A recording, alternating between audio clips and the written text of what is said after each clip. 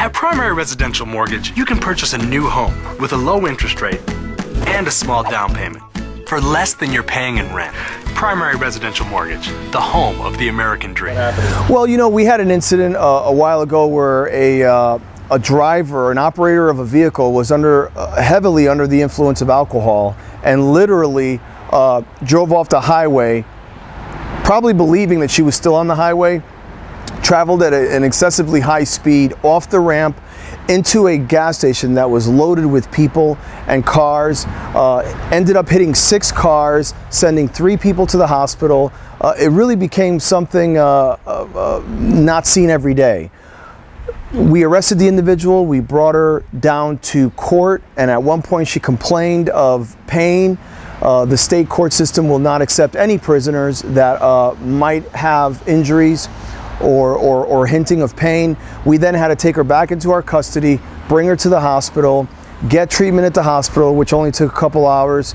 She was then brought back to court, I believe stayed with us one more night, and then was brought back to court where the adjudication process begins.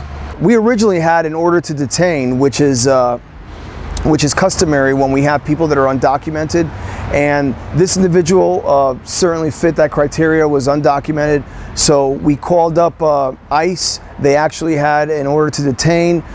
We still transferred her to the state court system. We're not sure what happened at that point because now it becomes between the state and the federal system. So we don't know at this point whether she actually skipped bail or whether in fact she was sent back to her country of origin. But she didn't appear in court on that. She did not appear in court, and it is unusual for, if she is in the custody of the federal agencies, it's very unusual for them not to coordinate and speak with the state courts. So I'm left to believe that maybe perhaps she just simply skipped out on bail.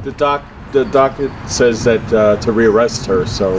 Right. Well, what happens is when you don't show up to court, the judge automatically issues a rearrest warrant. That warrant will stay on file with whatever the jurisdiction is where the incident took place.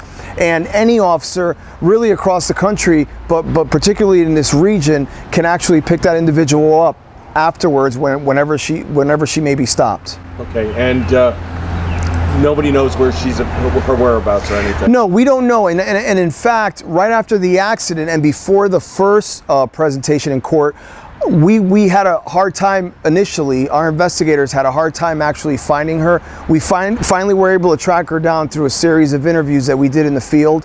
But it's not to say that now it's going to be difficult again to locate her if in fact she was let go. She did have insurance.